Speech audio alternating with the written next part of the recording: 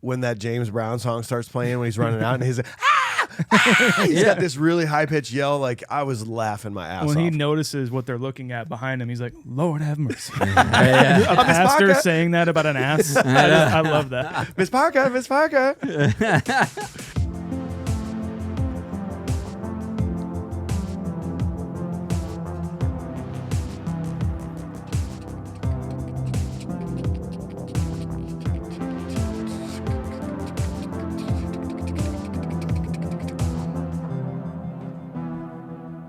Well, hello and welcome to the Confused Breakfast. Do you remember the pure joy of a trip to the video rental store as a kid? I do. You know this, man. Man, it's hard to beat the ease of the modern era and streaming platforms where you don't even have to leave your couch, but there was something truly special about stealing someone's bike, riding it to Blockbuster to rent some movies.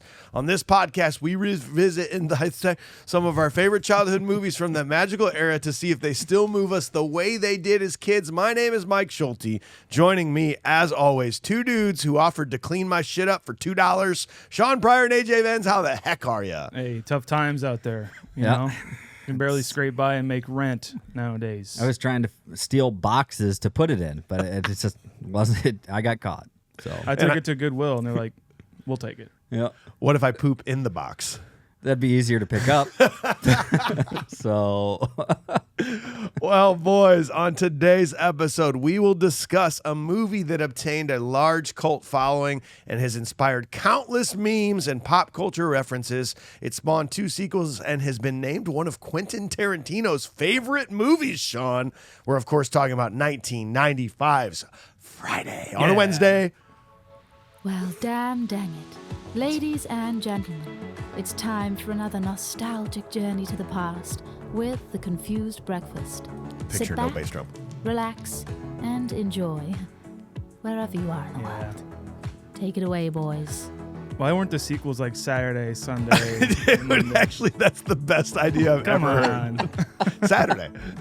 wait a second. Well, if you're new to this podcast, we're going to be reviewing Friday scene by scene with a modern eye, but we firmly believe the only way to do this is to talk about movies first with nostalgia and then throw it in the trash can because we're never going to deal with it again. So we got to start with AJ. Tell us the first time you saw this movie, what your nostalgic rating was. Boy, talk about a movie that just really feels like it explained my childhood.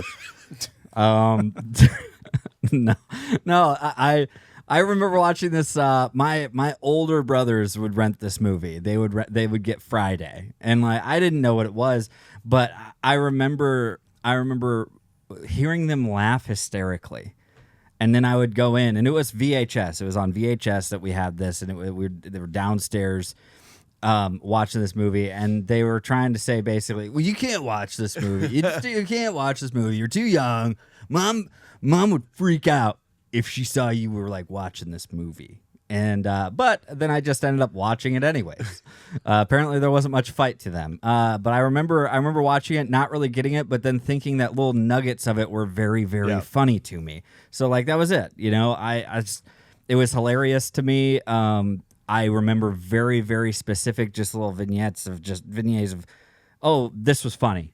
And then I didn't remember anything else about it. That being said, if a movie can make you do that as a kid, I think then that very much deserves like a good solid 7.4. Ooh, that's nice. 7.4. Sean, what about you, man? Yeah, just like any other movie that is like one of a series and one that started off with, I started with the second one. Oh, yeah. What a terrible decision. My brother and I watched Next Friday over and over and over again, the one with Mike Epps, obviously. Yeah, oh yeah. And I remember loving that. And then eventually I just go back and check out the first one, this one. And really enjoyed it.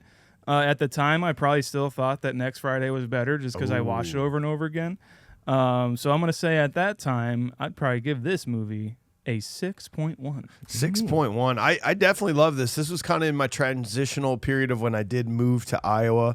And I pretty vividly remember renting this with like some of my new friends in town. And much like Jerky Boys, where you had to like listen to it really quiet in the basement, like we'd watch this movie like, you got knocked the fuck out. Yeah, I mean, this movie was awesome. I was very much finding a love of like 90s hip hop at that point too. So the soundtrack, the soundtrack was so good. It was on one of your top 5 soundtracks. No, that was 8 Mile.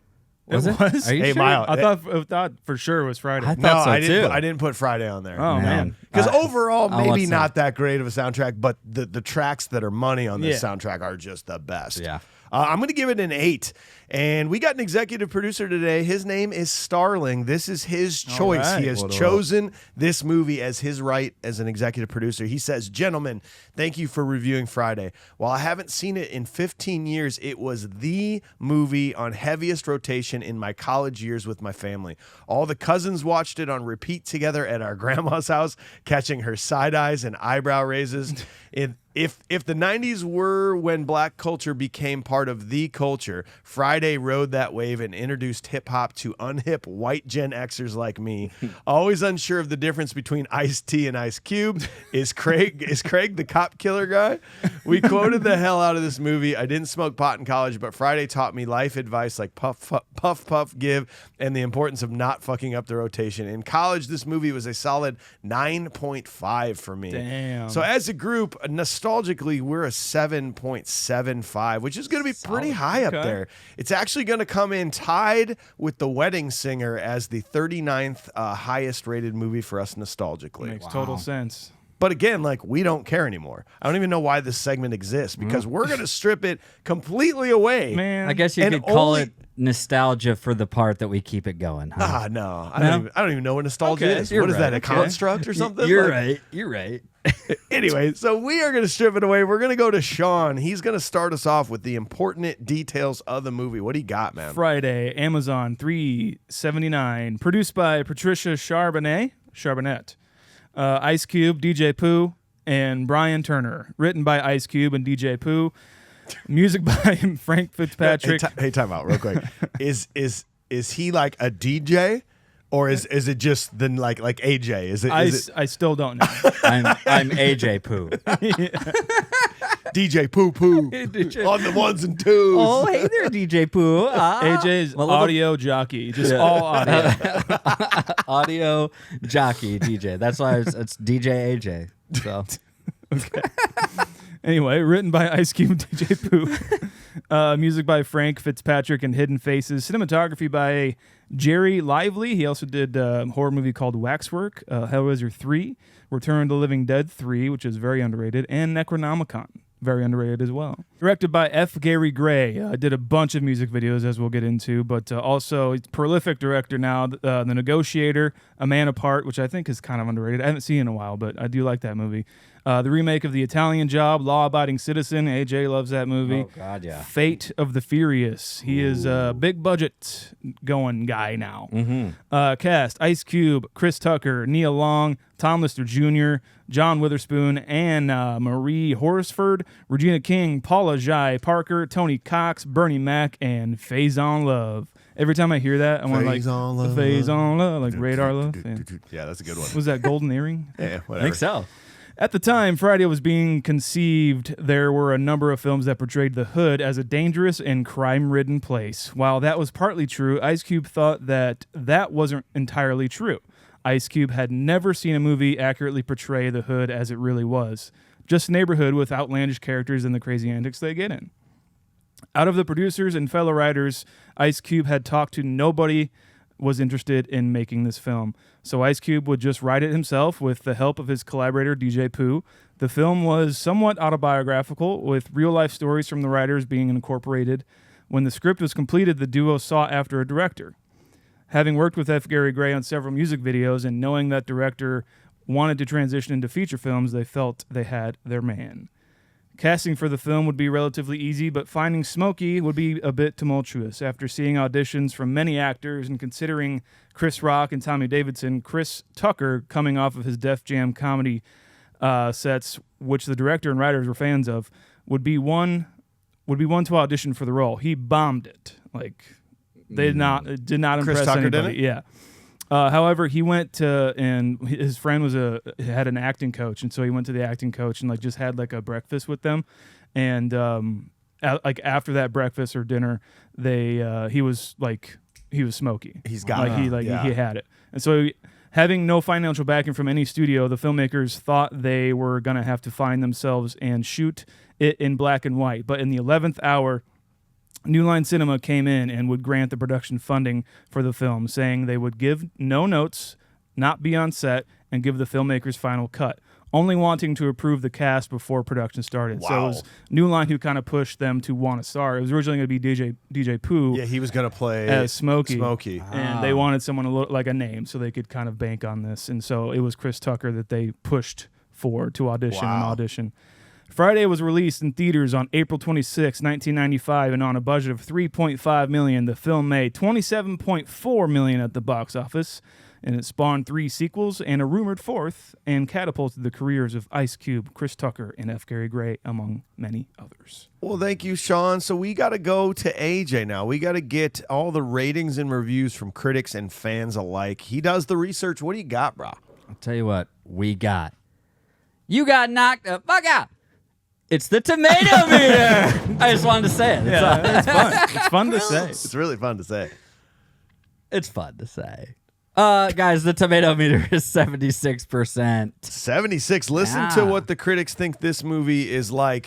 This is the exact same rating as Cool Runnings, The Goonies, and Honey, I Shrunk the Kids. All right. Per the critics. Okay. Yeah. No, makes perfect sense. 91% from the audience. Bit of a discrepancy there. That's a bit. They were stoked on it. 7.2 on IMDb. That's pretty good. Like when you get into the 7s on IMDb, listen to this company. Of all the movies we've done, that ties with Speed, GoldenEye, Tremors, Major League, Lost Boys, Clue, Caddyshack, Big Trouble, and Heathers. I mean, like we're on this set right now. It's supposed to look like your dad's basement, and you're hanging out with friends, and you just watch movies all day. Those are the movies you watch all day. Those are the ones. Yeah. It's crazy. Perfect. I love the company. I looked at the tomato meter, Rotten Tomatoes critic consensus here. This is what Friday might lack in taut construction or directorial flair. It more than makes up with its vibrant, albeit consistently crass, humor and charming, energetic performances of its leads. We had Jay Carr over at the Boston Globe. He said, Friday is funnier and funkier than Bad Boys, more homegrown seeming, less manufactured. It plays like House Party with attitude. There you I go. love that review of it. That's really Yeah, good. think they it's were really great. inspired by House Party, actually. Really? Yeah. That makes a lot of sense. Yeah. I always remember like in the doc for NWA of him like his character like writing this near the end and just like laughing about it and thinking that he's thinking about like House Party or something. Yep. Makes it even better. You mean Straight Outta Compton? Straight Outta Compton. Yes. Yeah. That's fucking amazing movie. Yep. So let's see. We got some bad ones here. Mick LaSalle, hear from him plenty of the time, and boy, is he just a negative Nancy most of the time. The San Francisco Chronicle gave it a 25 out of 100. That's 1 out of 4 if you're working on your math at all. Yeah. That is, it takes about 20 minutes to catch on that Friday is without narrative drive, and about as long as to figure out that the film offers nothing better in place of it. Okay. Fair enough. Don't like Joy. Rude. Just don't like it. Just not a fan of Joy. Yeah, Joy's not cool. Let's see. This is a 10 out of 10. The weekend starts on Friday. This is Simeon Flake 2024. This is in June 2024. So the only problem with Friday is Ice Cube thinking he could squeeze 2 funny sequels from it. That's pretty good. Hey, I liked it. He didn't, as he said. I guess Chris Tucker's Hollywood stock really went up after this classic, and he wisely stayed away from any follow-ups. Tucker, Bernie Mac, Witherspoon, Faison Love, just a litany of comedic geniuses, and this film definitely has laughs to spread around. Lest I forget about crazy-ass Ezal wanting to wash Smokey's car for $2 and trying to sue the local corner store for a slip and fall. I could probably write 10 paragraphs trying to detail every funny classic bit from this movie, but every fan already knows them. The best hood comedy ever made. Cool. All right. Let's see. I will say, let's do this 2 out of 10. This is, you know what? Actually, I got one that I really want to do. This is average film. And it is 5 out of 10. Thomas Colquith, because it's about as average of a review as you could probably get anyways. I don't even know if this will be funny. I hadn't heard of Friday before, but I just saw it on TV. It's a very average film in my mind, so a 5 out of 10 rating. It was not as funny as I hoped it would be, and I hoped that they went for a few other locations during the day. Why didn't they just put a little bit more into their locations budget? Very little happens until the end, and I didn't like the end. I don't need every Ice Cube film ending in violence or shooting. I rather this whole film have been kept light and been more just an average Friday. I mean, come on. There's not serious conflicts every day, and that was already done better in 1991's Boys in the Hood. I don't think perhaps Friday was a sort of urban response to Kevin Smith's Clerks from 1994. I'm rating it higher than Clerks simply because it didn't fall to the same level of depravity that film did. I don't know if those are really very good comparisons of movies. Well, didn't they say I don't have this. I thought there was some sort of comparison between the two that they set out to sort of make Clerks, but it's not mentioned, but the spirit of it is totally yes, in right, there, yeah, 100%. Even what I said, it was going to be black and white because yeah, it just didn't have any money. I mean, even that review is just things can't really happen on Friday or in the hood like this. Ice Cube wrote the song about something not happening in the hood. Yeah. Today was a good day. That's this movie. That is this movie. I did find one that was just by Friday, and I just wanted to say it just it just didn't land. Do you guys remember that whole craze about when By Felicia came back around? Yeah. They were that came out. That review came out about that time. But I do have one that I think is. This would be a good one here. This is a 1 out of 10. It's just not funny. This is July 19th, 2001.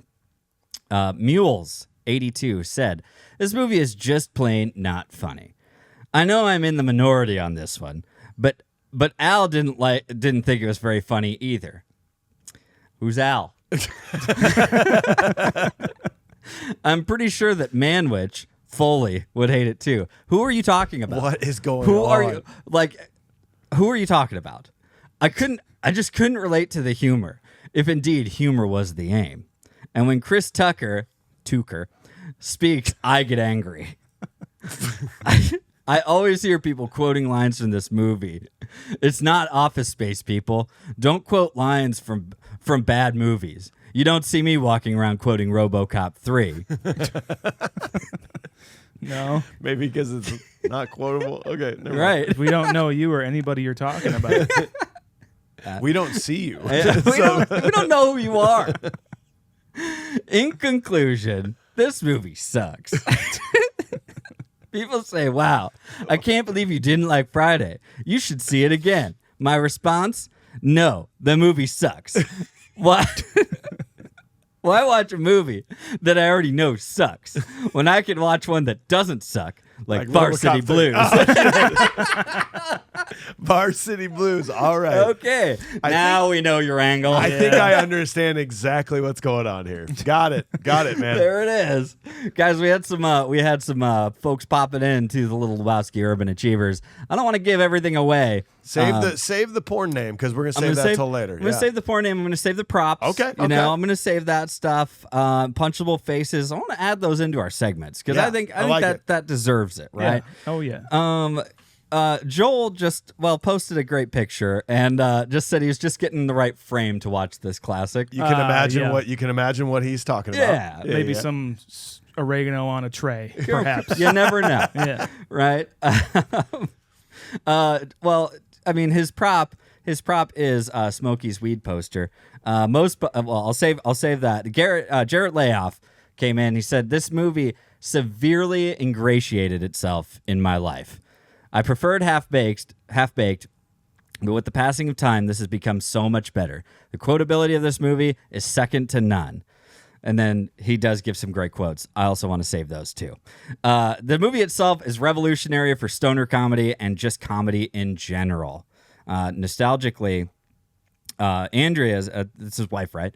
Wife, girlfriend, Wife, fiancé. girlfriend. Yeah. Apologies. Sorry. You're attached. You're partners. You're correct. There is nostalgic 10. Jarrett gave it a 3. Yeah, Whoa, I know. okay. For the nostalgic, those have changed. We'll get there. All right. If you want to learn more about joining the Little Lebowski Urban Achievers, go to patreon.com/confusedbreakfast. Sign up there. Sign up for that tier. And you can have your own reviews read on the show as well. Yeah, isn't that fun? And just be a part of our awesome Discord chat, which is so much fun. So, Yeah. 100%. Well, listen, friends of the Confused Breakfast, you've come to the right place. I know you don't smoke weed. I know this, but we're going to get you high today because it's Friday. You ain't got no job. You ain't got no food. Your pets' heads are falling off. Why don't you tell your daddy to comb his damn hair? It looks like some spiders is having a meeting on his head. Here we go. Hell yeah. So scene 1, on Friday in South Central Los Angeles, Craig and his family wake up in their house. He's recently been fired from his job, and his dad threatens to kick him out if he doesn't find a job. We meet his best friend Smokey, who owes money to drug dealer Big Worm. They sit on the porch for a while and have a flashback to Red getting knocked out by Debo, a local bully. Craig's mom is upset about Craig's girlfriend. Craig and Smokey go to Smokey's house. Then they head to the local market to meet Ezal, a local crackhead. I mean, you said it, but is it maybe one of the best opening lines to start a movie? It's Because it's black at that point, right? Yeah, Like it's yeah. it's like faded out. It's like bam, bring you into Yeah, it. then we get to like the crane shot of the neighborhood and all the Yep. credits and everything. It's great. I love that they're just like, this is a line that's funny and also kind of represents everything that's going on in one line. Here's so a like, little we'll bit start of- with this. Yeah, here's and a then- little bit to get you in. Yeah. It's perfect. and it's great because it comes back. Just because it comes back a little bit later and you see it actually happen in the movie. And that's what I really like about it. It is a great setup for it. It's just like, we're getting you into this movie. Before anything else happens, here, let's just be the vibe. Yeah. And then the credits start rolling. You get everything kind of coming in. I really do like the shots of like the neighborhood. Yep. You know, The shoes on the wire. the shoes on the wire was that line, and then the shoes on the wire. Yeah. Is just like, oh my God, Yeah. we're like transported. Yeah. This really feels like a summer movie too. It feels Definitely. hot. Don't you Yes. feel like maybe it's just the tinting of the lens maybe or something, but it just feels hot. That grain. Yeah, there's a little bit of grain to it. I got to tell you, man, I mean, this is an incredible family. We'll start talking about them. I love Craig's family, but I mean, I want whatever jobs they got because they're sleeping. The entire house is sleeping until 8:30. Oh, yeah. 8:30. 8:30. Before anybody even gets up and eats breakfast and takes shits and gets ready to go. I mean, like, I want whatever job this is. They have a lot of time to just hang out in the morning and be a Yes. family until they got to go do their bullshit jobs. yeah, simpler times, man. Yeah. Ugh. Yeah, you weren't always on the hook with a phone attached to you, unless you're Smokey, though. Of course, he's got his pager. His pager. Somebody page me. God, I hate pagers. We'll talk about it later. This is how much cereal, like, literally I eat in the morning, though. Like, I just, like, I was like, yeah. I love that. Just pouring Captain Crunchies. Yeah, well, you don't use an actual bowl. You use like a Tupperware bowl Yeah, for it. and a stirring spoon. So, and that is, I think that's a telltale sign that like he knew, like he got fired on, as we find out, on his day off, and he knows that he's still scheduled himself like he's getting up for work, right? But he knows darn well that he's not going to work at all. And I think that's the bowl you reach for when you ain't got shit to do. Yes. That's what I feel like. Now, granted, it's totally fine. Like, you want a big bowl of cereal. I love a big bowl of cereal. But that's the bowl you reach for. And then when you've got that all poured out and you've got that much milk, that is a defeating moment. Heartbreaking. In the morning. We've all been there before, and that is when you learn one of life's most valuable lessons. You check how much cereal you got, Yep. and you check how much milk you got before you commit to it. Always And check you the just ratios. Try and remember, like, the yesterday morning, like, oh, okay, how much back. did I have yesterday morning?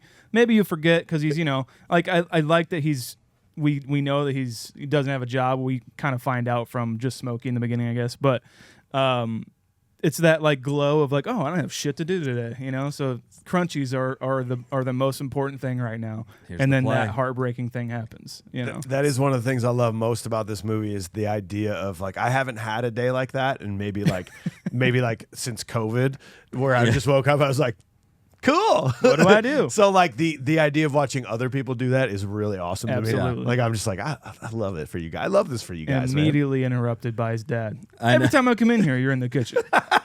Can we might as well just talk about Witherspoon Let's talk about this point. That man with his face and his mouth. It's Why is it that every time I walk into this kitchen, you're in the kitchen, in the fridge. It's like, dude, it's such a overworked like dad perfect representation. I don't know. I've had this exact same conversation with my dad many times in my life. pissed that you didn't take out the garbage. Yes. Yeah. When you got home, why didn't you take out the garbage? I don't know. I forgot. I went to bed, and it's just like, we'll go and like. And then he's also shuffling like the cereal that he just poured into like the garbage. He's like, we don't have any milk. He's like, put water on it. It's like too freaking bad, man. You dumped it all out. It's on you, man. No, dial it back. Witherspoon's awesome. Yes. I love him so much in this, and he just kind of erupts into every scene that he jumps into. It's pretty great. Yeah. He's ordering the fast food in his dreams right away. Fried chicken and two pieces. Yeah, thank you. And then him yelling at Craig. And obviously, like the bathroom scene, Yeah. I always thought this was so funny to me. I don't know why. Like him in there, like, I've been smelling your shit for 20 years. You can come in here and smell mine for 5 minutes. And then, like, there's a point you're on Craig's side, right? And you're like, okay. He's like, oh, that's so weird. Like, I would never do that. And then he says that, you're like, he's kind of got a point. It kind of makes sense. Now that I have a child and I have smelt her shit for 2 years, I'm like, this makes so much Yeah, sense. it makes a lot more sense. At least he's doing the courteous thing and spraying in there. And using the entire can. That shit Gross. must be weapons grade, bro. Holy shit. It's like he's trying to kill wasps or something in the air. It manifested like a physical particle that he's trying to get rid of. The only thing I don't like about the dad's character in this is that I never picked up on that as a kid, but he's basically talking about how the only reason he likes his job is because he gets to hurt dogs. Yeah. I know. You're kind of like, yeah, Yeah. I don't really like that part. They hurt Yeah. him back. You know, Yeah. so we get True. Maybe it's some because you're redemption. coming into it like being kind of aggressive. You and have a trying to- negative energy, man. You can't have that. You around can't dogs. have that around Can't dogs. do that. They sense it immediately. Yeah. All right. So you gotta be careful with that shit. The conversation, he's like trying to get Craig to like join him in this this animal control job. Yep. Like, no, you're No. not pitching this the right way to me. You're right. It's like, you like it because you hurt dogs? Like, no, I don't want that at all. Why would I want that? That sounds I awful. want to catch them so they can find a home, maybe. Yeah. But other than that, that's the only reason I would do it. And a paycheck. Like, that'd be nice. That's true. Yeah. Like, I don't like, going back to the bathroom thing, did you guys ever, your dads ever do this to you? Where my dad would come out of the bathroom and I didn't know he was in there. And he would just be like, hey, Sean, there's someone in the bathroom that wants to talk to you. And I'd be like, oh. Like, as a naive kid, like, who on earth? Who would be in the bathroom? Okay. Maybe it's Spider-Man. I'll go check. And then I went and checked, and it was like walking in a 3-mile island. It was fucking horrible shit. But it just reminded me of my dad. It's weird. You can almost, I don't know what it is, you can almost smell it Oh, in yeah. this scene. Like, there's a smell coming off of this scene that somehow is permeating into your body. There's it's something weird. something about like that it's like a very 90s bathroom that like, So true. that Tile. the tile and like the kind of weird wood cabinets and then also there's that hand towel that that's been there a really long time and stuff that everybody uses it. It's a little crusty just from being overused. Yeah, and like it's probably been like just getting soaked in this spray, like just in passing. And yeah, you're right. Like that is definitely the moment that instead of your dad coming out and say, nobody go into the bathroom for 35, maybe 45 minutes. That's what he tells you. It's like, hey, kid, go run in there. I think the bathroom smells like popcorn. It's really interesting. Ah, damn it. Dang it. Damn it. And his mom, too. Like, I love, because he's talking on the phone with his girlfriend, as we presume. Yes. And she's bitching at him or whatever. And he's about to swear. And he's like, he brings up the line. He's like, well, I wasn't at the. And like the insert shot of her just being like, she's with her breakfast. I loved it. I just like her reaction so much. I don't know.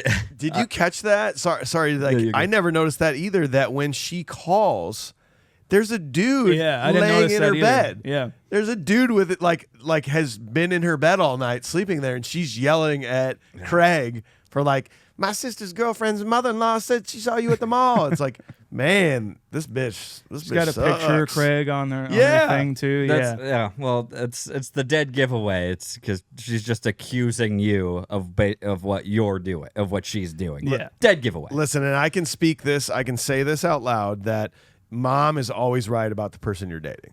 True. Yeah, mom is always right, and this is proven in this movie. It's been proven throughout my whole life. If mom doesn't like somebody I'm dating, it's for the wrong reasons. It's time to find a way out. Time to find a way out of this. Yeah, it's like I do like that. Mom is mom has that look. She's eating, and then Craig's like, "Where's my?" She rattles off this entire like massive list of breakfast food, and you're just like, "Hell yeah!" Like Craig. Yeah, cook it up, Mom. Let's go. And he's like, where's mine? It's like, this is all for me. It's just like leftover pork chop, pancakes, eggs, bacon, sausage, like everything. And she's just like, yeah, because I'm going to work. Yep. Yeah. I'm eating this so I can be good for the whole day. I need this food. You don't need food. Yeah, you can have cereal. Yeah. After he's got you can have dry or water cereal. I don't care. She's maybe one of my favorite characters in this movie, especially when she does come outside. And she's like, oh, like I was talking about Miss Parker across the street or whatever. She's like, oh, okay, hey, girl. Call me when you get back. She's like, okay. Why would I fucking do that? Like, she was overlooked mom in our Mother's Day. I agree. I was thinking about this. I was like, man, like she's just got it. Like she's got it together, like for her family. Her name is Kathleen Bradley. Did you recognize her at all from anything? I've definitely seen her from other things, but I can't think of it. Well, she's not in too much from what I could tell, but where I was having that moment of like, God, what do I know her from? She was a Bob Barker beauty on The Price is Right. Oh, the mom? Oh my God. Yes, from the early 90s. Oh, okay. And apparently who is it? Somebody said the production. Somebody pointed it out that saw her on the show and was like, "I want her." You know? Ice Cube did. Really? Yeah, Is that who it was? Ice Cube like mentioned her and mentioned like, "I want that girl." I vividly remember her from being homesick, watching The Price is Right, being like, "Oh yeah, that's one of Bob Barker's beauties." Makes so much sense. I can see her now in my head. Right? Yeah, I can. That's wild. Faison Love making his way up the Mount Rushmore.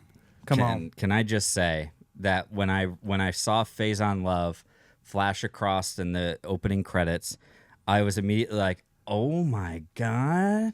And then he shows up in that the convertible, and I was like, Faison Love, Santa's helper. I was like, "Are you kidding me?" From Elf. I was like, and the "Oh my replacements." gosh!" And the replacements.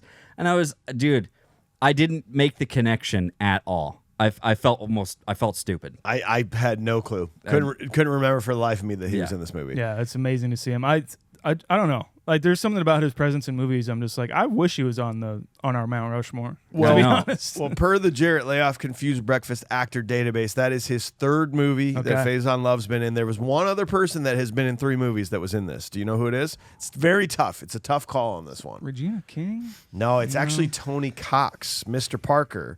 Okay. Mr. Parker was apparently in Beetlejuice and Spaceballs, and I haven't quite figured out exactly where, but if Jarrett says it's true, that's where it is. So I believe it. They're both moving up the list. That's great. We can talk about the Parkers if we want to. Yeah. I guess unless we're still on Faison, I don't want to jump away from Big Worm. When he shows up, like he just must have like a Grand Theft Auto style garage, video game garage of just the coolest freaking car, ice cream truck, this convertible, like. Is he supplying the vehicles that the dudes are doing drive-bys? I would like to think so. Come on yes. here. There's he's got some great vehicles. Big fan. I like when as a Diane walks by Right, Diane? No. You're talking about Debbie, probably. Debbie, sorry. Debbie walks by. She's like, or runs by. She's like, "Hey, hi guys." They're like, "Hey." Hey. I just love. They're not like. I guess they are necessarily cat calling her, but I love that they're just watching the neighborhood. They're sitting on their porch watching the neighborhood, and that's what this movie really is. It's just them observing what's going on. I don't know about you guys, like in my neighborhood, I almost, there are just times that I just feel like I avoid going outside because I was like, all right, I'm gonna go mow the lawn, and then I see like my neighbor's like 2/3 of the way done with his lawn. I'll be like, I'll just wait, and it's like I don't want to go outside because then I might have to do like the, oh hey, yeah, how's it going? And like, what's going on? How's Harrison doing? Oh, he's doing good, you know. And Big plans got a for the runny 4th? nose and stuff. What are you guys doing for the 4th? And I'm like, okay. I Like, can't really hear. So yeah. It's like, oh man, I just kind of like sometimes I avoid going out into my neighborhood a little bit just to be like, because I don't want to be the awkward guy. And then like, but this is there's like it's the complete opposite. It feels like, and they aren't shy about like watching her run by whatsoever. No. Right. Watching Miss Parker, seeing Steven next door, that kind of stuff. I'm the opposite of you, bro. Like my neighborhood is very, very friendly, and everybody knows each other. And there's something like we have this really nice like back patio. It's kind of private back there. We always sit on our front porch just to watch what happens in the neighborhood. It's kind of like the Burbs. It's that idea of like sitting out front and watching. If you sit there long enough and just observe and put your phone down and watch, like you're gonna see some funny stuff. Yeah, well, that's what it is. Is like we all have our phones now. Of course, you know that used to be the social network. Is just going outside and talking to your neighbors and shit. Your circle used to be a lot smaller. Now we're like, hey, can you just text me whatever you're gonna ask me real quick? I don't really want to talk to you about it. Yeah. Yeah. I do want to point out though that I think Ezal might be my favorite character. I agree. It's so funny. Dude, when they go to the store and he does his slip and fall thing, did you actually hear his negotiations that he says? I mean, vaguely. Dude, he goes, I want $150,000, but we can settle out of court right now for $20. $20. And then he goes, just give me 10 and I won't say nothing. And then he says, $250 and a jawbreaker. And then he says $1 and some envelopes. What does he need envelopes for? And then F. Gary Gray as the guy who's mopping up. Yes, that's the director. He's a little cameo in the movie. Oh, nice. He says, "Get out! The floor ain't even wet in here, man." Like, he might be my favorite character of this movie. I agree with you. He definitely brings the like some high comedic energy back when it seems like there might not have been any at all. It's very physical too, like the way he walks. He sort of does like a dick first walk, come but on, it's man, it's awkward. my birthday. Is it your birthday? What day is it? Come on, man. There was one other person I did want to point out, and I don't know, this might be a deep cut, but little Chris is the young kid that's always messing with them and knocking over the trash cans. Yeah. You recognize him at all? Is he from Crisscross? I don't know about it. I'm not 100% on that. His name is Jason Bowes Smith. He didn't do too much, but he was the antagonist in American History X, the one that ends up shooting. Oh, wow. Okay. That ends up shooting the younger brother in the bathroom stall, like the bully against him. That is where right away I was like, oh damn! Like he's a really good actor. I felt like just didn't do much moving forward, but I always liked him in this kind of a role. You know, like. He just fit in well, you know. Being that little punk. And exactly. Him. He's like, "Mama, mama, mama." He's got the face kind of like the punk face, you know, but he does it well. Yeah, I agree. Debo. John Lithgow Jr. Let's do Debo second Next. scene. You cool with that? Yeah. So let's go to scene 2. Back home at Craig's, they observe some more local characters like Mrs. Parker, who enters into an affair with the pastor. Hector drives by, and that spurs a flashback of Smokey, where they made him smoke angel dust. Debo comes by and forces Smokey to break into Stanley's house, where they steal the money that Debo keeps. Mrs. Parker comes home and finds the pastor with his wife. Yeah, so Debo, John Lithgow Jr., this is second or third? No, second, probably. I think it's second. He was only in Fifth Element. Fifth Element, yes. Along with Chris Tucker, weirdly enough. But in this like flashback scene of where he's punching out Red. DJ Pooh. DJ Pooh, yeah. Did you guys see Michael Clark Duncan? Dude, it blew my mind. Yeah, I get him and Michael Clark Duncan confused all of the time. Tiny? It blew my mind, yeah. Yeah. It blew my mind, and I'm just like, oh, they're in the same scene. That's probably why. Did you see him? Is he the guy who holds his money? He hands might his money. be. He might be. He's opposite of when they're playing. You On only screen, see he's like to his left. Yes. Yeah. Okay. So maybe it's a different guy. I think it is the That's other guy. crazy. You only see him for a couple seconds. This was his very first role he's ever been in, and is uncredited as well. So- Yeah, No it's kind of crazy. kidding. And then I heard that he wanted some lines. Like he talked to F. Gary Gray about getting something to say on screen, and he's like, I just couldn't fit it in anywhere. It's just kind of like a non sequitur scene. So It's actually he's back on. surprising that because he could have very easily been in this movie. Oh, definitely. You know, like more of a character, but I guess they didn't know what they had in him yet at Yeah, that maybe point. not. I guess. I mean, I think of both of those guys. Honestly, I think that they could do plenty of interchangeable roles. I mean, Tiny could have easily been in like Armageddon. You know what I mean? God, yeah. He could have easily been in yeah. Armageddon. I think it would have been great. Or he got Green Mile, maybe. Like, could you have seen that? Green Mile. I don't know. That's Michael Clark Duncan. Maybe. For me. Yeah, that's a very That's a tough very one. dedicated role right there. Maybe But I will.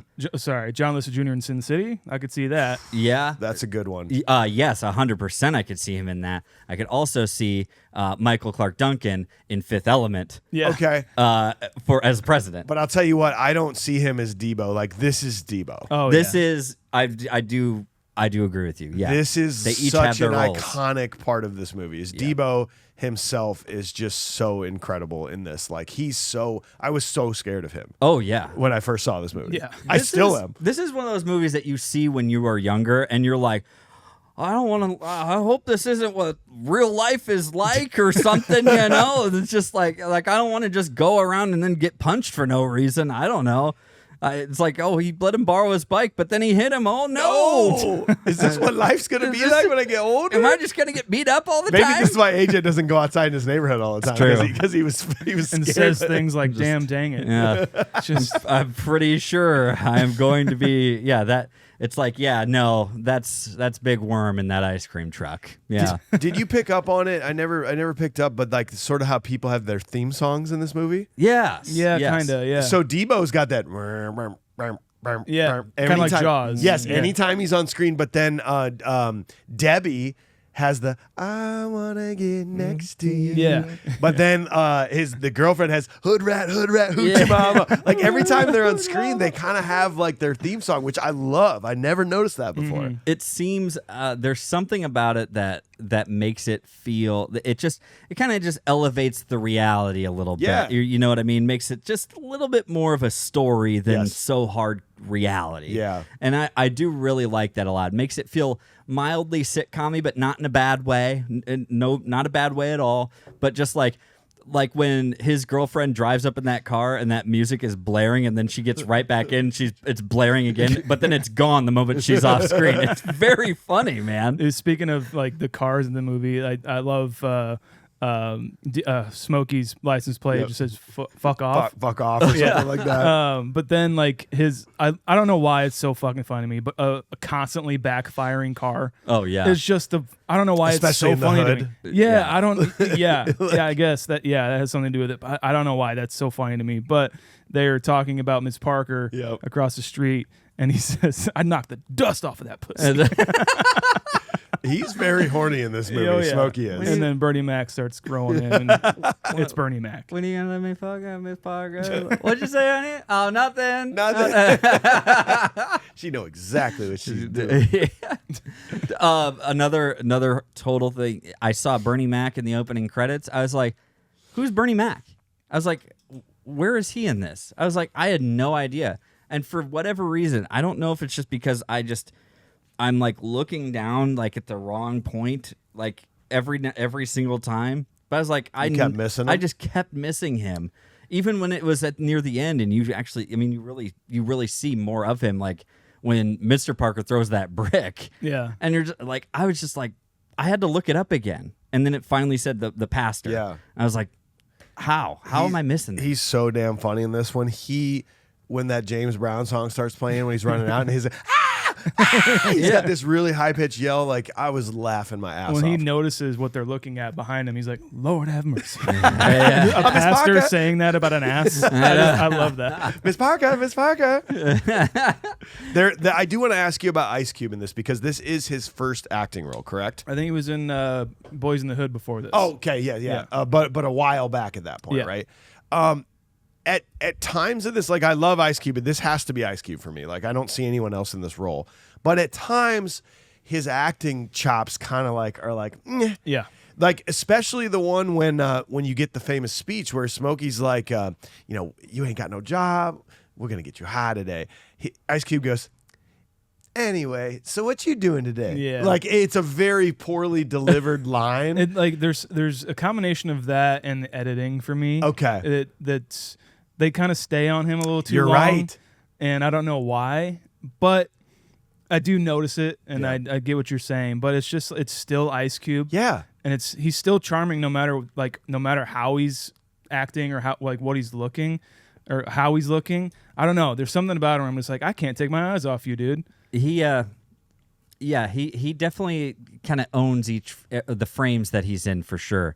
Like even Chris Tucker, like it's a good thing that some of these shots like have him a little bit more forward and Chris Tucker back. Yeah. You know what I mean? And obviously there's a lot of thought that's put into framing up a shot, obviously. But there are times that allows him to be more because Chris Tucker's just such a big personality.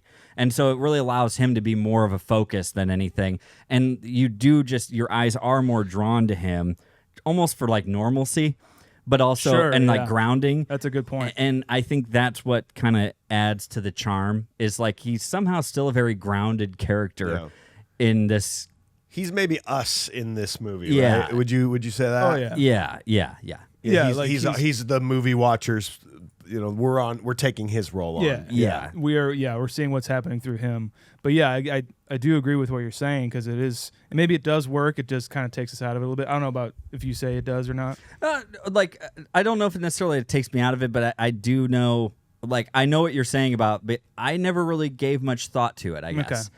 So it must not have really taken me out of it necessarily, but I know the lines you're talking about because, well, I recognize it, right? Yeah. I recognize what you're saying. But yes. then he'll turn around immediately and like deliver the most perfect line. Yeah, exactly. So I'm not hating on it at all. For It's sure. just the modern day nitpick or those are the things, the pacing of it sometimes where it'll just sit there on silence for a second and then a line will be said. A lot of that probably had to do with they did improvise a lot of this movie. Yeah, a lot of it. Yeah. So sometimes maybe they just kind of like they were coming up with the lines, but they should have sliced it. That's what I mean about the editing too. It's like, I think that reading into it maybe more than I should, but whatever, it's what we do.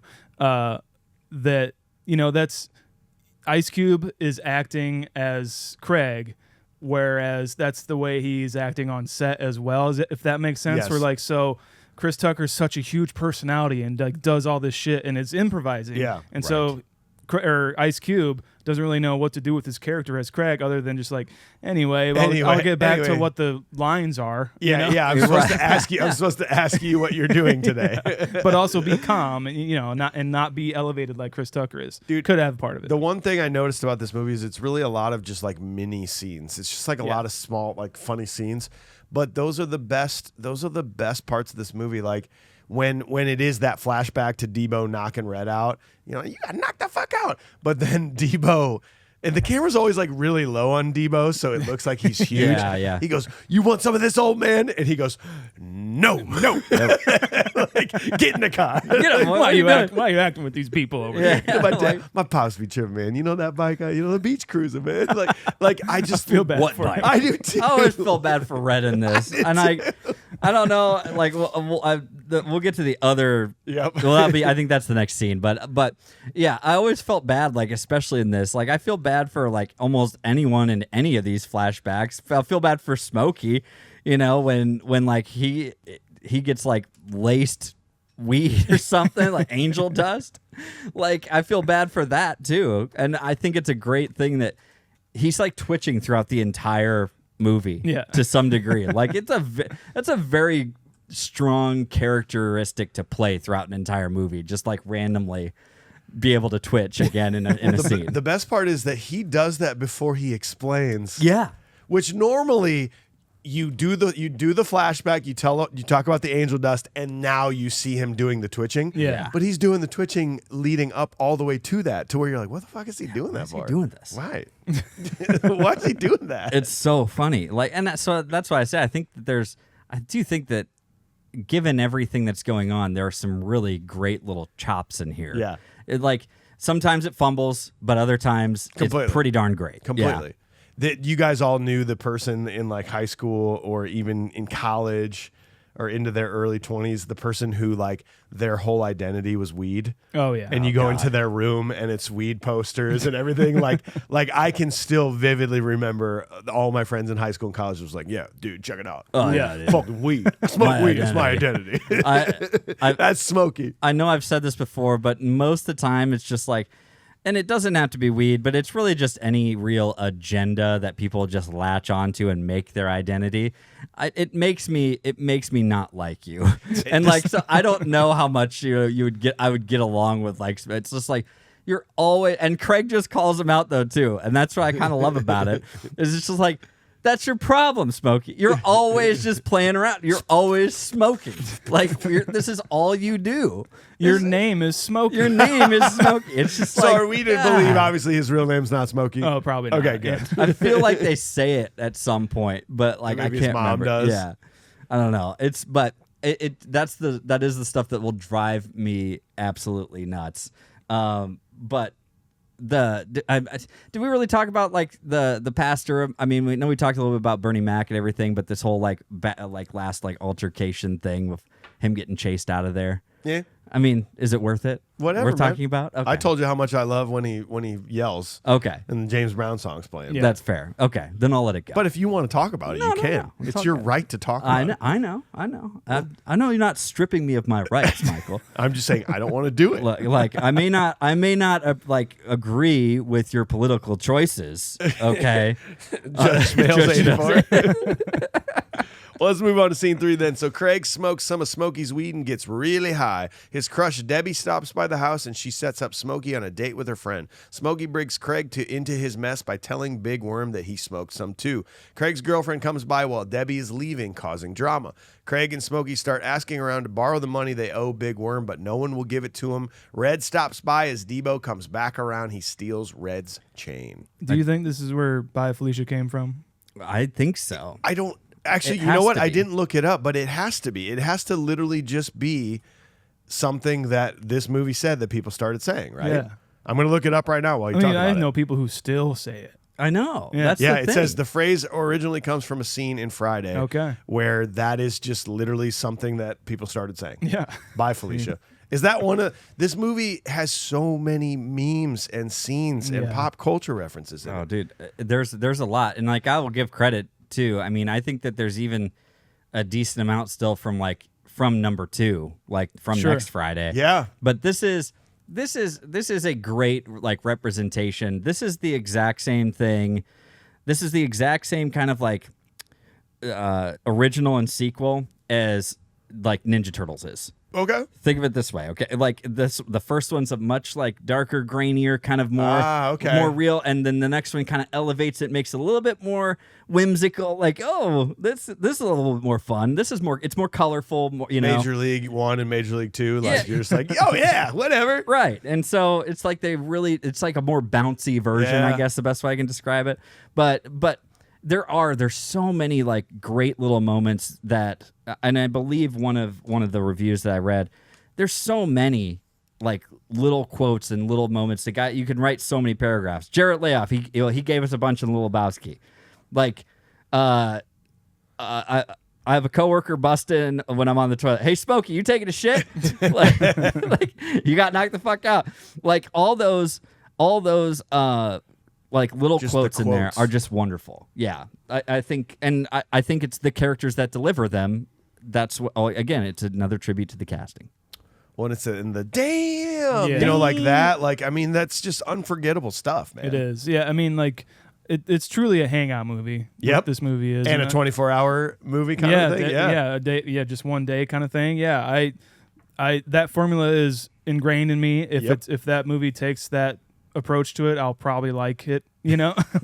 And buddy comedy happens in one day, hangout movie, Yep. summertime movie. kinda- Sean's like, well, I kind of like you this a kind lot. of got me on all fronts.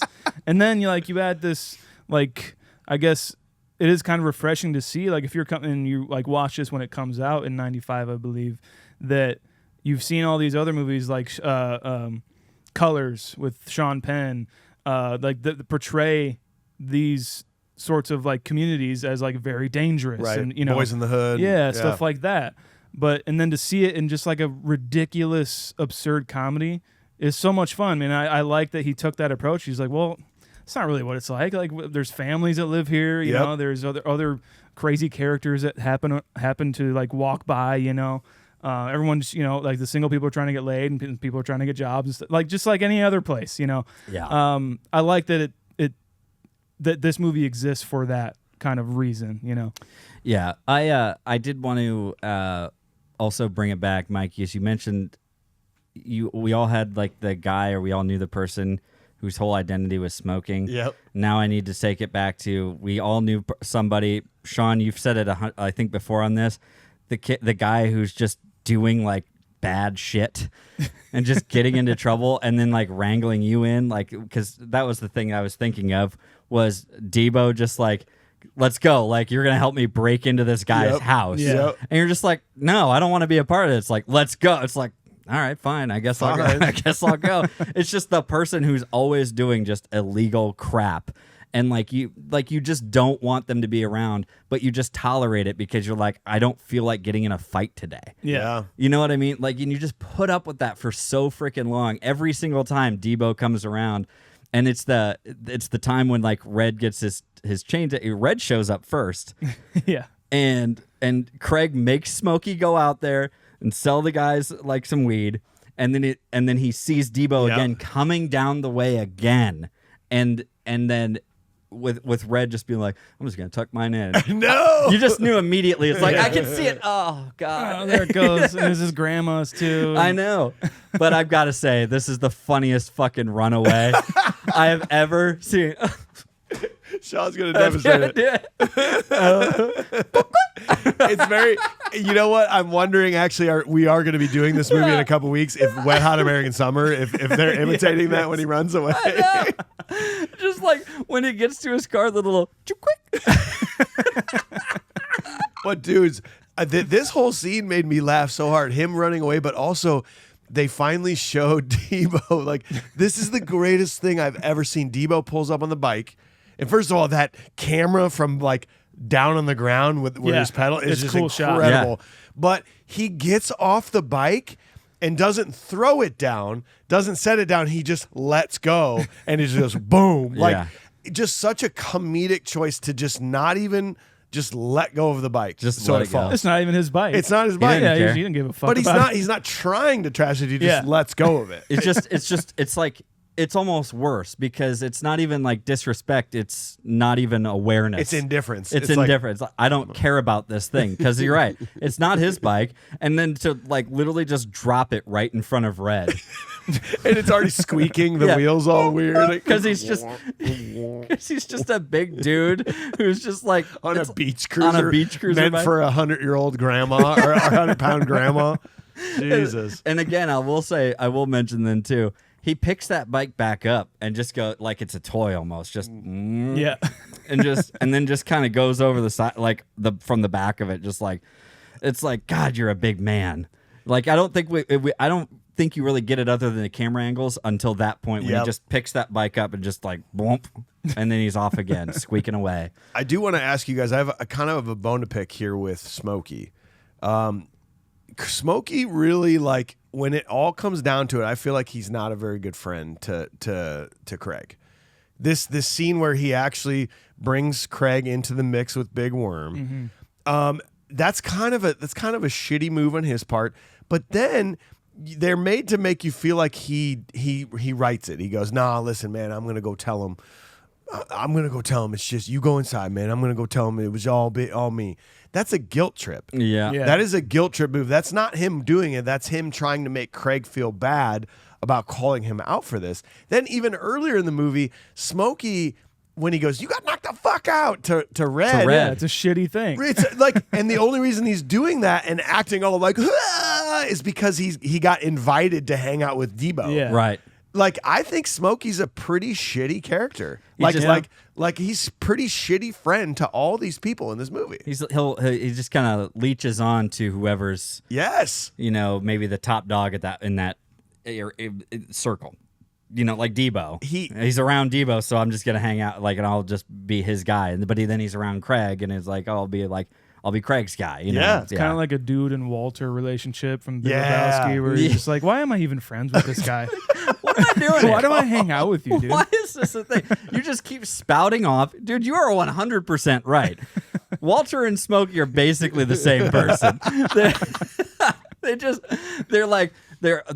drag themselves and they drag themselves in to situations. They drag their friends into situations. They exacerbate things. Yeah. It just constantly. And then in the end too, it's always just like, no, I'm staying. I'm finishing my kind. I'm finishing my week. Yeah. Well, then he does get Craig high and is like, "Yeah, don't worry about it. We'll just get high." He's like, "I'm still gonna worry about it, probably even more while I'm high." We should be selling this to make some kind of money. Well, and it's so it's the verbiage, right? I'm gonna get you high, which in my brain means this one's on me. Right. It's like, I'm gonna buy the first round. That's basically what this is, right? Like, hey, don't worry about this one. Let's have a beer. Yep. I got a 6-pack. Yep. Let's split the 6-pack that I got. Don't worry about it. And then he goes right back around. Craig, he lost his job. He was down in the dumps. So I got him. We smoked a little weed. It was how like it is. It's Plan like, all along or something like that. Yeah, it's like just to. You're right. It kind of feels like it was his plan all along to drag him into it, so that way he could get Craig to help with it and hopefully solve the issue. Or he was naive enough to think Big Worm would be like, you know what, you're right. Yeah, That's fine. He's not taking it seriously at all, obviously, until Craig is just like, you don't get it. Yep. Dude, you said he had a gun earlier. Yeah. You saw him with a gun earlier, and we've heard stories about him killing people. Yeah. What are you thinking? Yeah, it's I terrifying. think it's important to, before we move on, to bring up that we know that Craig has a gun. Yep. Oh, And yeah. I like how they introduce it early in the film, so you know that it's like that we get this scene coming up with him and his dad, and then we'll talk about that too. But you kind of forget that exactly, because it was so early in the movie, you sort of forget about it. yeah. There's a couple things to talk about here, though. I mean, I think it's very important to note that they were so close to having the $200. His girlfriend was literally like, "Yeah, here you go." Yeah. And then she sucks so bad that literally crackhead what's her face shows Felicia. up. Felicia shows up and she's like, "What?" Like that sucks because it was right there, man. But can we just say how hilarious the reason she shows up, though? Craig, can I borrow y'all's VCR? There's a video I want to make a dub of. just ruining it. And They had it. They had the money, man. When she first gets introduced, her cough is just like so. Anyway, I need to borrow your car.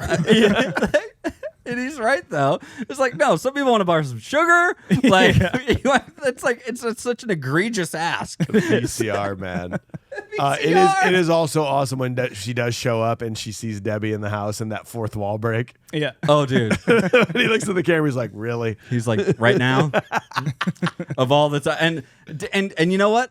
Take it back again. Smokey's not a very good friend. He could have stalled that out Completely. He could have done True. something, but he smirked. He goes, You It's saw. gonna be funny. Oh, he's in the house, and it's just like, damn it, Smokey. Oh man, like, come on, bro. Well, let's move on to scene 4 then. So Smokey's date stops by and he's not happy with what she looks like. Smokey goes to confront Debbie but finds out Debo is asleep inside. He sneaks in the window to steal the money from his pants but is interrupted by Ezal. Little Chris scares Craig and Smokey, but they end up catching him and making him pay. The two are paranoid about every approaching car, so they decide to hang out inside Craig's rooms. Inside his rooms. Do you guys want to go hang out in my room? You want to hang out in my rooms? Do you guys want to go see my room? We can go hang out in my room. This is another toys. No, this is another thing though, where Smokey, like, this is pretty mean, like how he treats the Janet Jackson girl. You know, like Dude. you can at least like try to fake it for a little bit. She gets out of the car and farts. I know. I thought about screen capping that again last night and just sending it to you guys. Was just her getting out, and it just had the closed caption, just fart. Did it say that? It says fart. Oh my god! But like, so is this like the first? Is this like the first like I don't know, real capture of a catfish sort of scenario? Yeah, maybe. Oh. I mean, Yeah. right? Because Okay. like I they look have like Janet Jackson. Come on, and even Debbie says, "Oh no, she didn't go there." It's like, it's like you knew she was bald. You knew she didn't have no damn hair. It's like, dude, this is just brutal. No, I already ate a couple of times before I came over. A couple times. Twice before I came over. They're really doing her dirty, man. They are. doing They're her not dirty. doing. Even the mom goes, "That's a big girl." And I also maybe again, like, the terminology is just a mix up or something like that too. But when Craig says, I don't know, some girl that Smokey hooked up with, it's just like, I think that's a funny thing. Of I don't like know. He hooked up with her. Yeah. borderline shade for him to just throw back behind his back. I don't know. It's very true. funny. I like when they sneak into Debo's or like who's it? It's like, or no, Yeah. it's Felicia's. Yeah, it's in Roomie. Felicia's. Okay, because and Debo's there. Yeah, he's sleeping in there, and the tidy whities. Dude, that's so like the way it lands on his face, and then he puts the straw back into the water bottle or whatever. God damn, this part is so funny. And then Ezal, Oh my God. comes in. And he's like, I just saw an open window and said, "Fuck it." Yeah.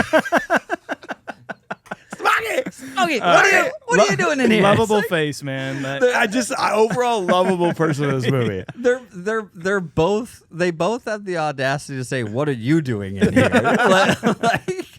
You know what you're both after. There was that scene earlier when he was taking the shit. Yeah. And he goes, "Smokey, you know I ain't the smartest man in the world. From back here, it looks like you're taking a shit. taking a shit. I'll clip your shit for $2. And Smokey's shitting over here. I ain't gonna tell anybody else. It's like, he's out. It's like, all right, well, I ain't gonna tell anybody else. And he's just like walking down. I do like this. This is a rarity because I think that this is oftentimes if you break a movie up into 4 pieces, usually this is where you do hit a little bit of a lull. I think in a movie, I think this is actually a great, like, kind of a nice little bump up again. Like other movies would be like chilling out at this moment to build up for like a little bit more of a dramatic effect. Yeah. And this one just kind of keeps it going. Smokey breaking into that room, into Felicia's room, Yeah. so he can rob Debo. Like, there's a lot of extra funny moments in here. Maybe it's because it's happening to Smokey, and it's like we're kind of seeing a little bit of a come up. It's, but I did think that was kind of interesting. It's like I should be a little bit bored right now, but I'm not. Yeah, I agree. And we get introduced with the tension that we have to set in with us throughout the whole movie up until this point too, like where Faison Love's character is telling him, "I'll fucking kill you guys. I'll kill both of you," And we have that set now. And then like everything else is just kind of funny. But then as the night comes, we know that something's going to happen. Oh, and yeah. So it's already set up within us to watch or, to keep watching this movie. And I do like that about the script, at least. I think it's really clever. Yeah. Something about the safety of daytime goes away. So Yeah. in a weird way, when it does become night, it's kind of like, Yeah. So when all the cars start coming by, you're like, no. Yeah. This movie, I thought, I'll be honest with you, in little old Iowa, I thought drive-bys were going to be a bigger problem in my life, guys. I'm not going to lie. Like, I thought, like, oh man, like, and I certainly didn't think of drive-by in the sense of like people with guns. No, I just thought drive-bys. I thought of like, oh, drive-bys. They might have like eggs or something to throw at you. Like it's freaking like homecoming night or something. Oh no. I was this teepeeing No, thing. they're teepeeing. I was nervous about these scenes too because like when I was a kid, we would just dodge cars. Oh, yeah. Like not like as they were coming at us, but we saw headlights and we were just like, okay, now go run. I did the same run thing. and hide. You just did it. It's just like how good we had it compared to these Oh guys. my gosh, you you're know? right. They're actually scared. It's just my ignorance showing through real hard of just like, oh, a car, we better hide, guys. It was fun. I still do that. I know. If I'm like jogging around my neighborhood at night, I'm like, nope. or like you're sitting in your car and there's like you're like, Like you get behind a tree as they do, and you're just like Yeah. moving so they don't see it. I like that. I like that shot, that back and forth actually of the car driving by and them moving Yeah. around it. Yeah. So the perspective shift on it, you know, I actually really like that. It was pretty good. You know, so we can see that they can't see them. I don't Yeah. know. You don't get that very often. Yeah. You know what they're doing, but nobody ever really shows it to you, and I liked that. Did you always wonder like what truthfully happened with the job? I mean, they set up this thing where Craig loses his job in the beginning. That's the catalyst to the whole day. But then you always assume something's going to get resolved. Yeah. From that, right? But it never happens. Did you hear about like the deleted scene apparently that was at the beginning of the credits that should have been at the beginning of the credits? Was it? No. It shows Ezal running down the street carrying boxes. And these are obviously supposed to be the boxes that they said Craig was took. accused of. Yeah, so like it's weird that they don't really address it, or like the true way that this would happen is at the very end of the movie, she would have said, "Hey, yeah, let's meet up tomorrow." And like, okay, and then somebody would have been like, "Hey, Craig, I was just down at the job and they said that they caught the guy who did it. You got your job back. We'll Yeah. see you on Monday." You know, like Right. they would Or have just show that footage at the end. Yes. And for like a last little, Yes. Ezal's crazy. but they didn't show it. So Yeah. like I did have to look that up because I was wondering what happened. I guess in the end they didn't really need it because No. you just need to know he lost his job. And But couldn't he have just been having a day off? You Sure. know, like he could have just been like, "That's my day off." That's true, because he was just on his day off the day before. Right. And then the movie would have got been called fired on his Thursday. day off. Or he just like, "Hey, I don't have a job. Right. My dad's yelling at me for living at home." That's that's a very good point. The Red makes mention of it though too. Yeah. Because obviously, Red and Craig work together. Yep. They work together, and so when he comes up to where they're sitting, like at that stoop, he says, "Oh man, guys at work were clowning on you today." And we saw the footage. Kind of looks like the back of your head, but you can't really tell. Yep. Yeah. And it's just like it would have been cool, I think, to have that placed at the end after the main Yes. credits. Yeah. Of just that little insight of that camera shot. Yep. And then we can be like, even if we all agree, I can't tell if that's Craig. Like, it would be even better. So I don't know. Also, I wanted to mention just that we talked about Chris Tucker improvising a lot of the lines in the movie. This scene did have one of the funniest ones that totally went over my head until I actually I think I had closed captions on this time. I was like, oh my God. He says, I got mind control over Debo. He'd be like, shut the fuck up. I'll be quiet. But when he leave, I start talking again. It's like, oh my God. Yeah. Yeah, I know. Like, That's okay. exactly what he said. No, I'll be quiet, but when he leaves, I start talking again. I'll be talking again. And I think that was one of the lines he Right. just completely made up. It's so good. Like he says something earlier too in the film where Craig's talking about something. He's like, "Well, you did this." He's like, "Why are you bringing up old shit?" Yeah. I know. He's like, you did that. And it was like literally like a half hour ago. He's just, why you gotta be bringing up old shit? Yeah. It's Yeah. just like, because it pertains to the situation, Dick. It's just so funny. And you said it at the very beginning, but that line that he says about his dad's hair is like, looks like spiders have a meeting on his hair. so good. Dude, I lost it. I fucking lost it. Well, let's move on to the final scene. So scene 5, Craig's dad kicks him out of the house where they're ambushed by gunfire from a drive-by organized by Big Worm. They flee and hide in the bed of a truck. Debbie confronts Debo for assaulting Felicia as Craig and Smokey arrive. Craig stands up to Debo and they fight. Craig ends up winning the fight by knocking out Debo. Everyone steals from Debo as Craig and Debbie agree to meet up the following day. Smokey settles with Big Worm. Yeah, the drive-bys, all of this over $200.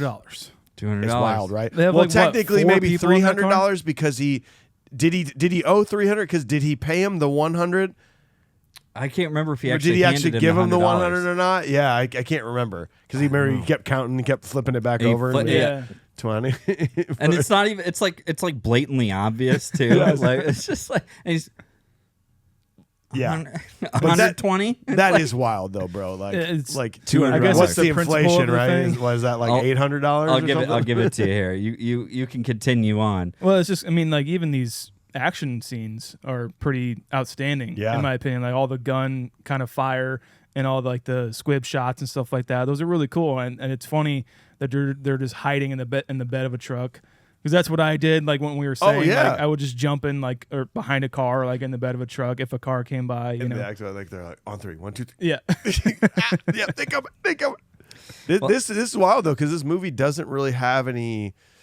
It's mostly whimsical for the most part, and then all of a sudden, it's like from here on out, it's like whoa, Yeah. we flipped the script on this movie a little Yeah. bit. It's kind of scary. It's not as bad as you guys would think. It's a little over $400 still. That's yeah. So in the end, it was maybe like $600, and that's $400. Still a lot to just go out with MAC-10s and Yeah. trying to and basically turn a neighborhood like this into a war zone for like 30 seconds. Yeah. That's a lot. Jesus. I want It's a little extra. backtrack a little bit when his dad does walk in on him and he's got the Oh, gun yeah, out, yeah. which is Yeah. like a moment that took it from comedy to more of like a kind of a real life thing where he's like, if your mom and I knew that you were being this much trouble in this neighborhood, we would have moved here, you know.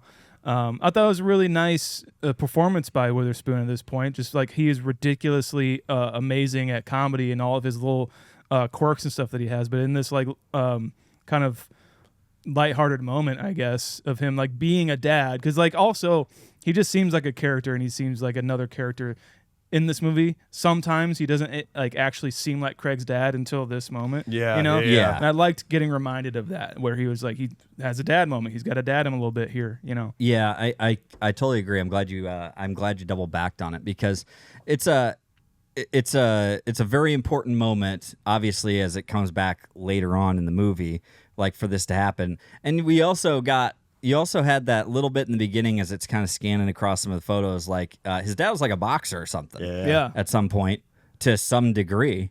So that was what he did, and I think it was a very, very good sentiment of you win some, you lose some, but you live to fight another day. Yeah. And that's the difference between fighting with your hands and then pulling a gun on somebody. Yep. And I thought that was a really good little break in the comedy to get that sentiment across And the even right that way. scene ends in a joke from Witherspoon too, where it's just like it was a perfect scene. I liked it. You're a lot. right.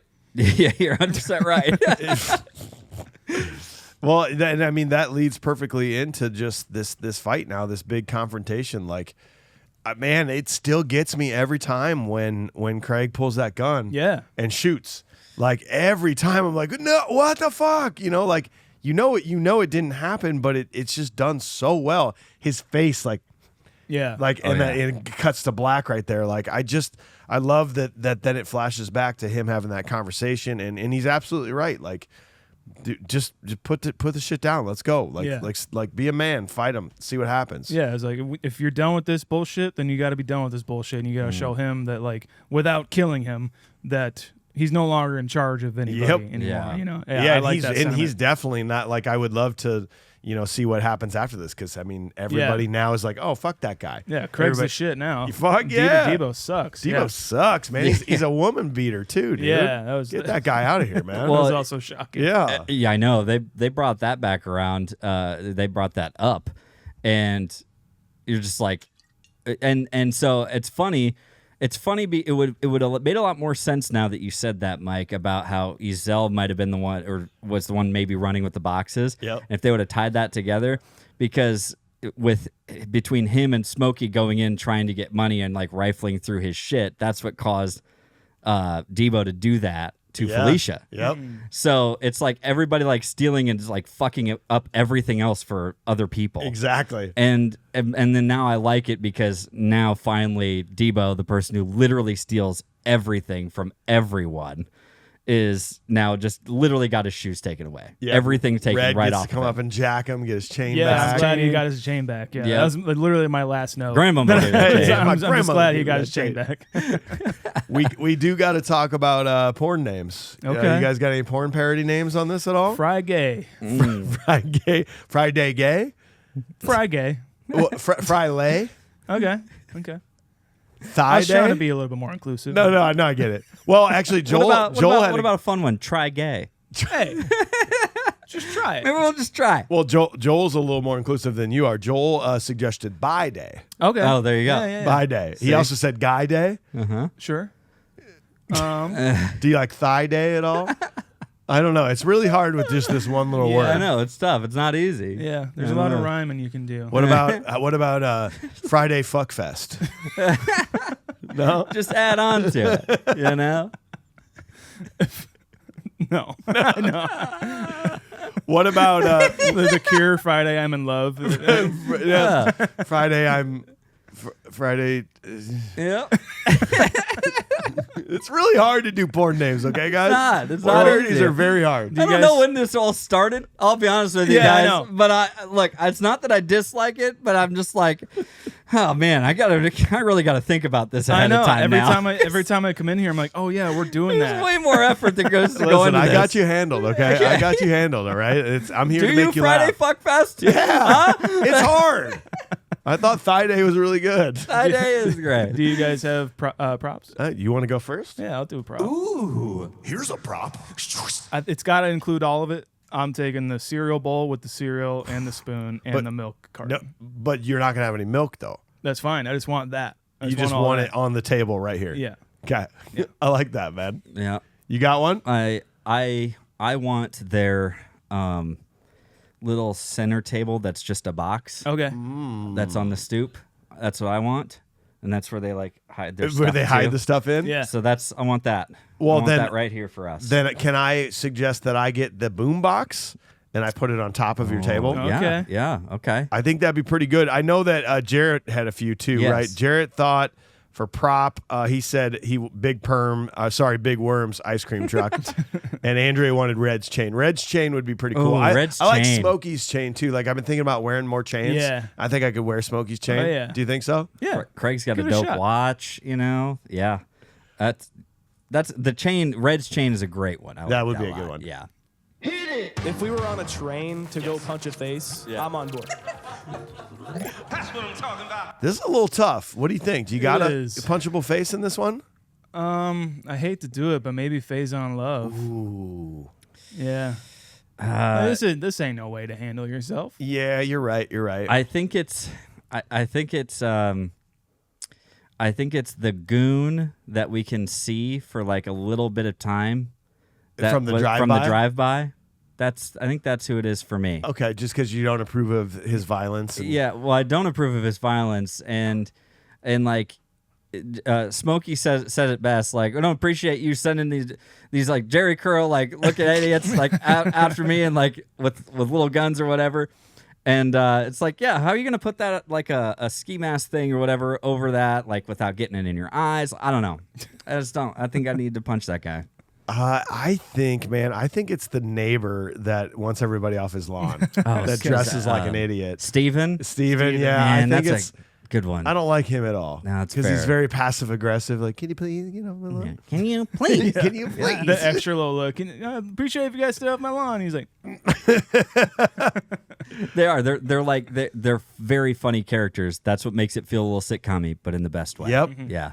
Joel thought most punchable face. This is a tough one, guys. He says Craig's father. The way he eats is disturbing. Not as bad as John Noble punishing that little cherry tomato, but it's close. And then punchable face. Jarrett says Felicia. Felicia might deserve it. okay, yeah. I don't know, guys. I think she got it. Oh, Oh, man. So it's really weird when you bring it to life at the end of the movie like this. Yeah. Yeah. Well, and Andrea says the crackhead, and I completely disagree. He's my most lovable. I face. think He's all. I think it could be both. I think he could be both sides of that. Okay. It's a twist ice cream cone on that one. He's both punchable and lovable. Yeah. Yeah. Well, you got anything else on Friday, boys? No, sir. All right, well, we have dissected Friday with a modern day eye. We got to give it a modern day rating. AJ, what do you got to say about this one? It's a fun movie. It's a really, really fun movie.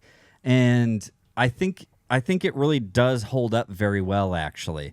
And I think it's really fun to see a good 90s flick like this that feels it's not very often that you can just like feel the 90s, you know? Sometimes it gets lost, and I think that this is a really good feel of that. That being said, there's some dated aspects to it. I think that the characters are great.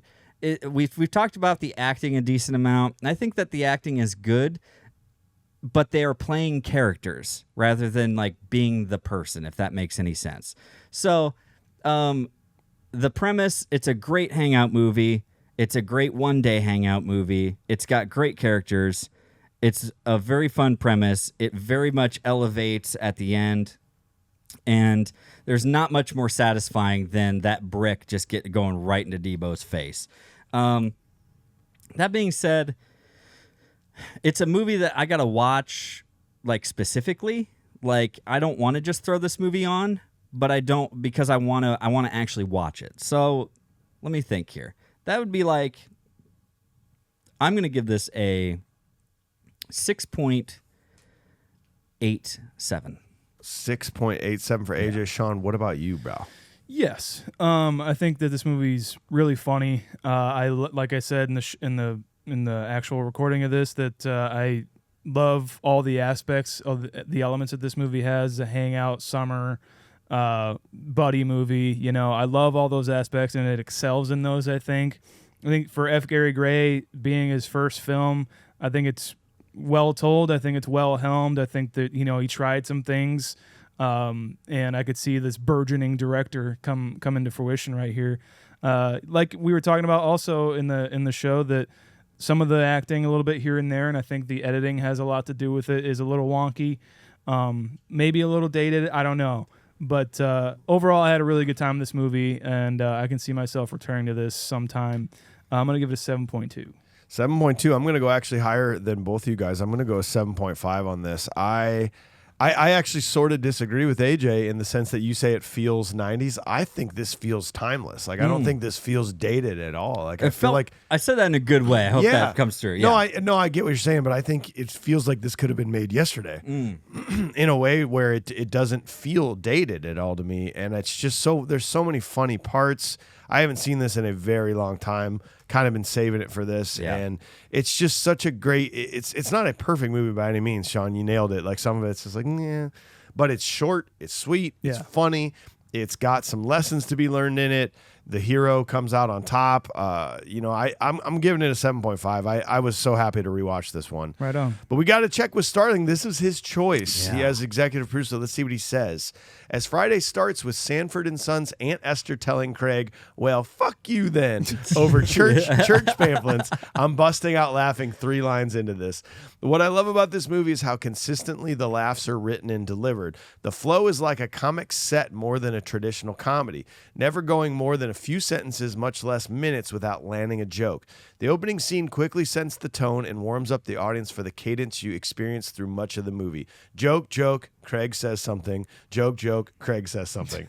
Craig is the straight man surrounded by comedic characters, so we need these early laughs to establish that literally everyone in this movie is funny except Craig. His mama was right. He has no game until Smokey gets him high. From the cereal scene, put some water on it, it won't hurt, to you ain't got to lie, Craig, you ain't got to lie. There are either hilarious lines or fantastic deliveries. I find it hard to review this movie because all I want to do is quote it. Chris Tucker makes the movie. How were some of the lines written ever funny without him being the one saying it? Smokey saying, "And you know this, man," would land way less funny if anyone else delivered that line. Smokey spends his day getting high and busting Craig's balls for not having a job while not having one himself. It is Friday, and neither of them has shit to do. There are 2 charming aspects I love about Friday. 1, Craig's family. When Craig isn't with Smokey, I love when he's with the Joneses. His mom's warm tone while slinging sass with everyone, along with his loud curmudgeon dad. Regina King is the most underutilized player here, though. Dana could probably throw hands with Debo and Big Worm. More Dana. 2, the front stoop. Am I the only one who feels like I'm missing out by not sitting in my front yard more often? I'm saying it, guys. There's a whole lot going on during the day while the rest of us are at work. Craig gets to sit still while new characters come into the scene for a quick and funny moment until they converge at the end. I have the same feeling now I did years ago. The conversations about using guns versus fists takes me out of the movie. It's heavy. There are no attempts to make this funny when the dad talks to Craig in the bedroom or later during the actual fight. Reflecting on this film today, I can't help but assume its intended impact on the audience of 1995. In these two moments, the comedy abruptly halts, leaving a serious message aimed at its viewers. Specifically, this may have been a pivotal attempt to dissuade young black men from engaging in gun violence. There's no way something written with that many jokes doesn't know it's not even trying to be funny here. Perhaps that was the message of the movie. Ultimately, this is the only problem I have with the movie. The movie's funny throughout, but the movie wraps with Craig and Smokey being shot at over $300 and a big fight with Debo. What's Craig going to do the next time he sees Debo? And there's no brick laying around. Actually, it's a really good point. He's got that knife. Yeah. I love the laughs. I love the cast, but it just ends. Maybe the point is today is Friday and tomorrow is just Saturday. Maybe Craig will have a nice date with Debbie, but life will go on in South Central. I have missed these guys and will watch again sooner than 15 years. That is a 7.25 from Starling. So we are a 7.21 as a modern day rating on this as a group. 7.21 is going to take us all alone in the 91st spot of any movie we've done, just below Starship Troopers and Groundhog Day, just above Hook and Spaceballs is how we feel about this. Okay. Wow. So that's about middle of the pack, just below middle of the pack of any movie we've done, and I'd say that's a pretty solid spot for this one to land. Yeah, that's a good movie. That's top according to 100. IMDb. That's a good movie. Heckin' yeah, dude. Well, we hope you enjoyed the episode. Thanks for being here. Tune in next Wednesday for Adam's Family Values, our summer camp Patreon selection, followed by an incredible documentary called American Movie, picked by Sean, which actually may be pushed back slightly to have Rookie of the Year slide in there. Yeah. I forgot to think about that, but if you're listening to this and you're in Chicago, we are doing a live podcast review of Rookie of the Year on the 17th of July. So come check Come on that out. Let's go. And if you're new to the podcast, go back this time last year, Flight of the Navigator. That was a good episode. I think you should check that out. Please check that out. Guys, I got something else you guys should check out here while we're signing off here. I was out in Seattle and visiting my brother, and while we were crushing oysters, this really cool artist that my wife came across, his name is Mr. Dan 1976 on Instagram and some other socials. He did like all this amazing art, and then he was generous enough when he found out that we were Confused Breakfast. He even signed one for us for this Dumb and Dumber. Check this stuff out. This stuff is awesome. Yeah. We got a bunch of them. He was just so generous and gave us some great art for the studio. So Dan, thank you so much. Awesome meeting you, man. Check out his store too if you're in Seattle, Washington. Happy Days. Funny Nights, Seattle, Washington, down near the public market, guys. Check it out. Thank you guys so much for listening to this show. We really do appreciate it. Check us out on social media. Confused Breakfast, at Confused Breakfast, just anywhere on social media. Check us out on YouTube. New Studio Digs is coming together. And last but not least, give us a rating. Give us a review on your listening platform of choice. We would greatly appreciate it. Go to confusedbreakfast.com as well to see the merch that we have. You can see some shirts that you can put on your body. You can see some hats, maybe some stickers there, some koozies. Just get all those. And you can go to that same damn website that I am on right now and see the ratings of the movies that we've done. You can see AJ's ratings. You can see my ratings. You can see Mike's ratings. You can see the show's ratings overall. Goodbye. I love you. Sponsor this podcast directly by going to patreon.com/confusedbreakfast. That's the best way to support us. Zapatos. We are produced by Upload Media Group in Cedar Rapids. Learn more at uploadmediagroup.com. And we are on the Cloud 10 iHeart Podcast Network. Learn more at cloud10.fm. Bye, Felicia. Bye, Felicia. Bye, Felicia.